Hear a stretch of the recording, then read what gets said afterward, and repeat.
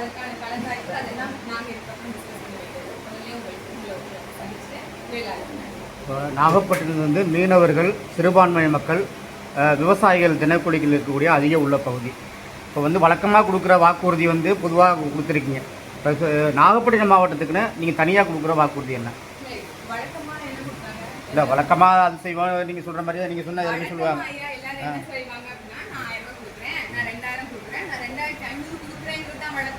நாங்கள் சொல்றது தூய குடிநீர் கொடுக்குறேன், சுத்தமான காற்று கொடுக்குறேன், எல்லாருக்கும் தரமான கல்வியை கொடுக்குறேன், எல்லாருக்கும் சமமான மருத்துவத்தை கொடுக்குறேன். நீ முதல் குடிமகனுக்கு என்ன மருத்துவ வசதி இருக்கோ அதுதான் கடைக்கோடி குடிமகன் வரைக்கும் சமமாக கொடுக்கப்படும், உலக தரத்துக்கு கொடுக்கப்படும் நாங்கள் சொல்றோம். அப்ப இது கட்டாயம் மற்றவர்களிடமிருந்து மாற்று அப்படின்னு நான் நினைக்கிறேன். இலவசத்தை கொடுப்பதை கட்டாயம் நாம் தமிழர் கட்சி அருவருக்குது. ஏன் அப்படின்னா இன்னைக்கு ஒரு வீட்டுல ஒரு அப்பா கடனை வச்சுட்டு இறந்து போயிட்டாருன்னா நீங்க என்ன சொல்லுவீங்க? அவர் ஒரு நல்ல அப்பான்னு சொல்லுவீங்களா? கட்டாயம் சொல்ல மாட்டீங்க. அப்போ நம்ம நாட்டுல மக்களுடைய பேர்ல மக்களுடைய நலத்தை வைத்து கடன் வாங்கி மக்களுக்கு இலவசம் கொடுக்குறாங்க அப்படின்னா அந்த இலவச பணத்தை எங்கேருந்து எடுக்கிறீங்கிறது ஒரு கேள்வி அப்படின்னா மீண்டும் அந்த சுமை இந்த மக்களுக்கு தான் போகும். அந்த குடும்பத்து மேலதான் அந்த கடன் சுமை பாதிக்கும். எத்தனை பேர் தற்கொலை பண்ணி குடும்பமா சாகுறாங்க கடன் தொல்லையால அப்படிங்கறத நம்ம கேள்விப்பட்டிருக்கோங்க. அப்ப இந்த நாட்டு சுமை அப்படிங்கிறது இந்த ஒட்டுமொத்த மக்களின் மீது படக்கூடிய சுமை. அந்த மாதிரி ஒரு சுமையை மக்களுக்கு தள்ளுவதில் எங்களுக்கு எந்தவித நம்பிக்கையும் இல்லை. அது ஒரு ஏமாற்று வேலை, அது ஒரு மோசடி போக்கு. அந்த மாதிரி கடன் சுமையை மக்களுக்கு கொடுக்காம மக்களுக்கு தலைநிமிர்ந்த தன்மானமிக்க ஒரு வாழ்க்கையை ஏற்படுத்தணும் அப்படின்னு நினைக்கிறோம். இன்னைக்கும் தண்ணீருக்காக போராடக்கூடிய கிராமங்கள் நாகப்பட்டினத்துல இருக்கு, பக்கத்துல இருக்கக்கூடிய வேதாரண்யத்துல இருக்கு. அப்ப இதெல்லாம் களையப்படணும் அப்படின்னா கட்டாயம் இங்க தூய குடிநீரை கொடுப்போங்கிற வாக்குறுதி அவசியப்படுது. அந்த இடத்துக்கு நாம் தமிழர் கட்சி இல்ல, ஒட்டுமொத்த மக்களே தள்ளியிருக்கீங்க அப்படிங்கிறது திராவிட கட்சியினுடைய அவலமாக பார்க்கப்படணும். நாம் தமிழர் கட்சி இங்க உறுதியான வாக்குறுதிகளை கொடுத்துட்டு இருக்கோம். இப்படி இப்போ தாவைக்கா தலைவர் வந்து இப்போ ஏர்போர்ட்டில் போகும்போது கத்திரிக்கோள் வச்சுருக்காரு, அதே மாதிரி ஆதவன் அர்ஜுனை வந்து சரக்கு பாட்டில் வச்சுருக்கான்னு கைது, அதாவது தாமதம் பண்ணியிருக்காங்க.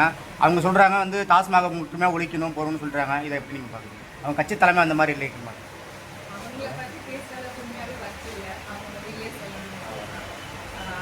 அந்த கட்சிக்கு நமக்கு சம்பந்தம் இல்லை அப்படின்னா சரியா இருக்கு.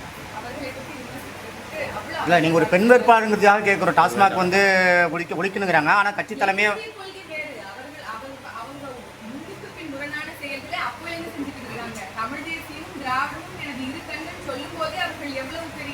முரண்பாடான கோட்பாட்டில் நிற்கிறாங்க அப்படிங்கிறது எங்க தலைமையாக கண்டிப்பா உங்களுக்கு சொல்லியாச்சு.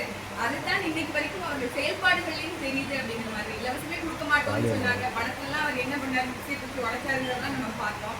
இன்னைக்கு வந்து நான் 2000, இவங்க 2000 கொடுக்குறாங்களா, அவங்க 2000 கொடுக்குறாங்க, நான் 2500 கொடுக்குறேங்கிறாரு. சூப்பர் 6 சிலிண்டருங்கிறாரு, அன்னபூர்ணி சூப்பர் 6 சிலிண்டருங்கிறாரு. இன்னைக்கு சிலிண்டர் தட்டுப்பாடு இருக்கு, இதுக்கான நிலைப்பாடு என்ன அப்படிங்கிற கேள்வி கேட்டு அவர் முடிப்பாரு.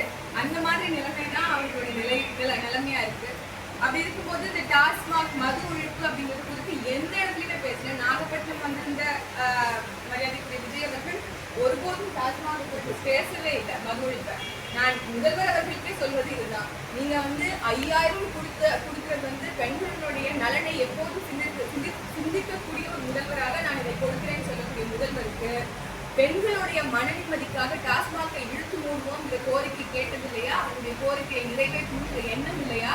5 ஆண்டுகள் ஆனதுக்கு பிறகு நீங்க கனவை சொல்லுங்கன்னு கேட்கக்கூடிய முதல்வருக்கு ஒருத்தவங்க கூட சொல்லையா இந்த டாஸ்மாக இழுத்து மூடுங்க அப்படிங்கிற கேள்வி தான் எழுதுறோம். அதனால நாம் தமிழர் கட்சி அது உறுதியாக இருக்கும். நாம் தமிழர் கட்சி வந்தா கட்டாயம் மதுபான கடைகள் இழுத்து மூடப்படும். அதிகாரம் இல்லாத போதே எத்தனையோ டாஸ்மாக் கடைகள் வந்து நம்ம அடித்து உடைக்கக்கூடிய ஒரு சூழல் இருக்கு. ஏன்னா அவ்வளவு அராஜகம். இன்னைக்கு உங்களுக்கு தெரியும், கடந்த காலத்துல அதிமுக ஆட்சியில இருக்கும்போது குட்கா பாக்கெட்டை எடுத்துட்டு இன்னைக்கு ஆளக்கூடிய கட்சி போச்சு சொல்லிச்சு. நாங்க வந்து இன்னைக்கு கட்டுக்கடங்காத குட்கா பழக்கமும் கஞ்சா பழக்கமும் இருக்கு, நிறைய சட்டம் ஒழுங்கு சீர்திருது அப்படின்னு. அதை விட அதிகமான கஞ்சா பழக்கமும் மெத்த அப்படின்னு கூழ் இருக்குன்னு என்னென்னமோ பேர்கள்ல இன்னைக்கு கஞ்சா வந்து ஊடுருவி இருக்கு. இன்னும் சொல்ல போனால் பள்ளிக்கூட வாசல்லையே வந்து இதெல்லாம் நிற்கப்படுதுங்கிற குற்றச்சாட்டு வெளிப்படையாக இருக்கு. அதை மறைக்கக்கூடிய இடத்துலதான் வந்து இன்னைக்கு இருக்கக்கூடிய ஆட்சியாளர்கள் இருக்காங்க. அதை எல்லாத்தையும் அம்பலப்படுத்தக்கூடிய இடத்துலதான் நாம் தமிழர் கட்சி உண்மையான எதிர்கட்சியாக செயல்பட்டு. அதனால நாம் தமிழர் கட்சி வந்தா டாஸ்மாகை ஒரு நாடே விற்க முடியுமாங்கிற கேள்வியை தார்மீகமா எங்களால எழுப்ப முடியும், வேற எந்த கட்சியாலும் எழுப்ப முடியாது. அப்படி மதுபான கடைகள் மட்டும் இல்ல, கஞ்சா போன்ற இந்த போதை கலாச்சாரத்தின் வேரடி மண்ணோடு ஒழிப்பது எங்களுடைய முதன்மை குறிக்கோளாக நான் வந்து அதிமுக செஞ்சுருக்காங்க. அவங்களுடைய பிரச்சாரம் வந்து உங்களுக்கு எப்படி இருக்கும்? அக்காவுக்கு வாழ்த்துக்கள். எங்க இருந்தாலும் நல்லா இருக்கும். இல்லை அவங்க இந்த இப்போ வந்து நாகப்பட்டினம் தொகுதியை சேர்ந்தவங்களுக்கு தான் இந்த கேள்வி கேட்குறோம்.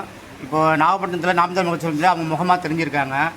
இப்போ வந்து அவங்க வந்து அதிமுகவுக்கு போனதுனால இப்போ வேறு முகம் வந்து இப்போ நீங்கள் பரிச்சயமாக இருந்தாலும் வாக்கு சேகரிக்கும் போது உங்களுடைய வாக்கு பாதிக்குமா?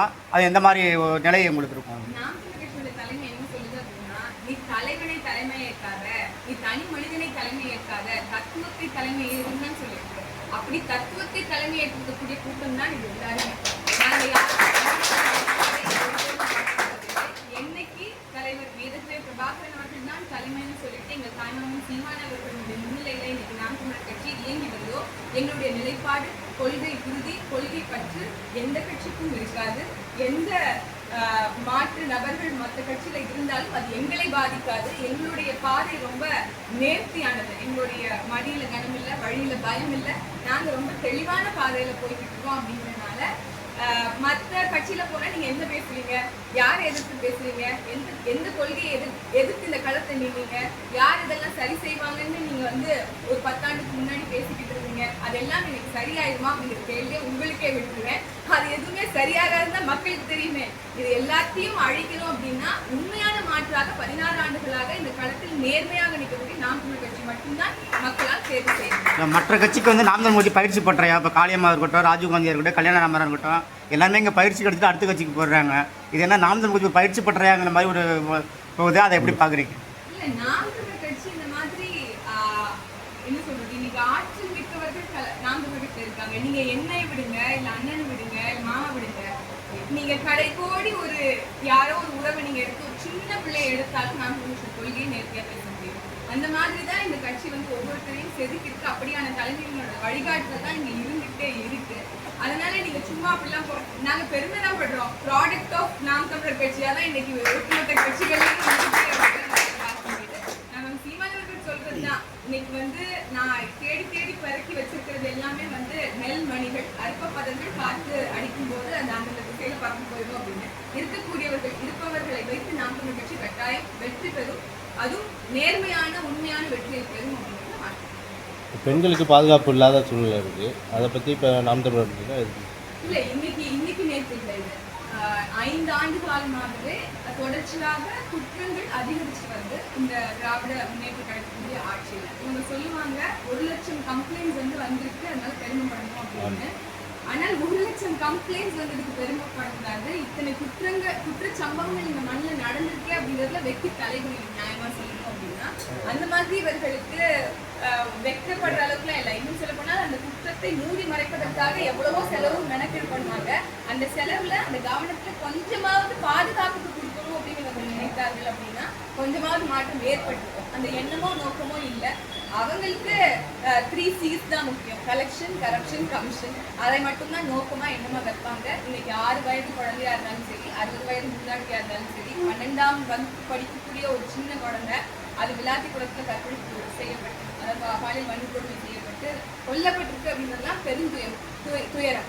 இந்த மாதிரி ஒரு சம்பவம் நம்ம வந்து அவங்க அடிக்கடி சொல்லுவாங்கல்ல, உத்தரப்பிரதேசம் இல்லை, பீகார் இல்லை அப்படின்னு. அவர்களுக்கு நாம நினைவுபடுத்தணும், இது உத்தரப்பிரதேசம் இல்லை, பீகார் இல்லை, இது தமிழ்நாடு. இங்க மக்கள் எல்லாம் நாகரிகமாக பண்பாடு மிக்க ஒரு சூழல்ல வளர்ந்த ஒரு மக்களை இப்படி தவறான திசையில திருப்பதற்கான முதல் காரணம் இந்த கஞ்சா புழக்கமும் இந்த மது புழக்கமும் மட்டும்தான். இப்படி தவறான பாதைக்கு எல்லாத்துக்குமே காரணம் இந்த மது புழக்கமா இருக்கு.